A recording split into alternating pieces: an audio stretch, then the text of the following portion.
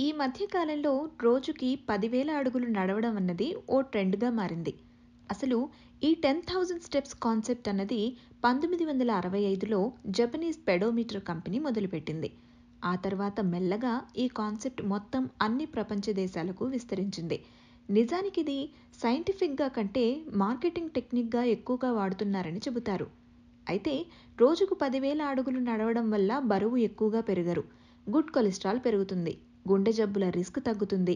ఊపిరితిత్తుల సామర్థ్యం పెరుగుతుంది. ఇలా చాలానే బెనిఫిట్స్ ఉంటాయి. అయితే 10,000 అడుగుల వల్ల బరువు పెద్దగా తగ్గరు అని సర్వేలు చెబుతున్నాయి. ఎందుకంటే ఎంత బ్రిస్క్ వాక్ చేసినా 10,000 అడుగులకు 400 క్యాలరీలకు మించి ఎనర్జీ ఖర్చవ్వదు. కాబట్టి రోజుకు 10,000 అడుగుల వల్ల అనేక లాభాలు ఉన్న మాట నిజమే అయినా దీంతో పాటు డైట్, నిద్ర, స్ట్రెస్ విషయంలో జాగ్రత్తలతో పాటు హై ఇంటెన్సిటీ వ్యాయామాలు చేస్తేనే బరువు తగ్గుతారు. ఏదేమైనా 10,000 అడుగుల వల్ల బోల్డ్ అన్ని హెల్త్ బెనిఫిట్స్ ఉంటాయనేది మాత్రం ఎవ్వరూ కాదనలేని నిజం. So walk 10,000 steps daily. All the best. అద్భుతమైన ఆరోగ్య వీడియోల కోసం 3టీవీ హెల్త్ ఛానల్ ని లైక్ చేయండి, కామెంట్ చేయండి, సబ్స్క్రైబ్ చేయండి, అలాగే షేర్ చేయండి. థాంక్యూ.